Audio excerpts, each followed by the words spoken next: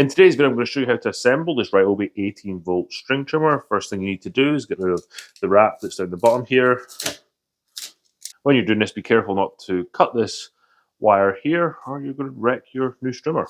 With the packaging removed, open up the shaft slowly so you don't get anything caught. Now you've got it lined up here. You can pull out this piece of cardboard. Before you can put this together, you need a Phillips screwdriver. You need to unscrew these two screws here. You don't need to take them all the way out. So you take them out far enough so you can slide the bottom piece in.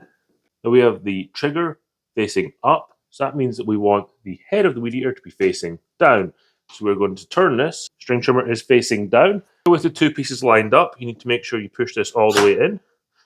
I need to completely get this edge here all the way up to this indent here. So we're going to push this in. With this fully inserted, we're going to tighten up our screws. And that's going to keep our string trimmer assembled. Now we need to install the handle, and this comes with a wing nut on this side. So you can just undo this,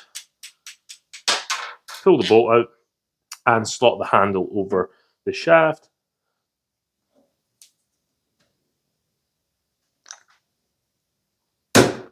We stretch it until it seats like that. Now you can put your bolt back through and then attach your wing nut.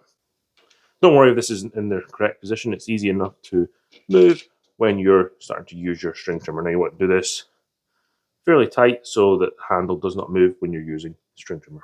Now that we have the handle on, we can attach this bottom shield. And the bottom shield goes on so that the shield over this side is going to protect your feet. So that's going to be on the side opposite to the handle and on the side with the trigger. Before we install, we want to make sure we pull the string line through so it doesn't get caught behind. And then we can seat it on the 4 locating pins below. And it does come with 4 screws. You need your Phillips screwdriver again to drive these in. And now all the screws are tight. The final step before you can start using the string trimmer, just remove the masking tape that's on the string line. It might get caught when you're using it. Also remove the masking tape that's covered in the little blade down here. This is going to cut your string line if it does get too long. Be careful, this can be sharp down here, so don't get your fingers cut.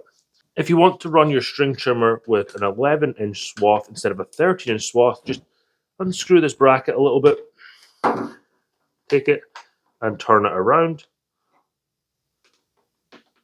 and then secure this screw back down again. Now you have an 11-inch swath instead of a 13-inch swath. It's going to make your battery last so much longer than a 13-inch swath.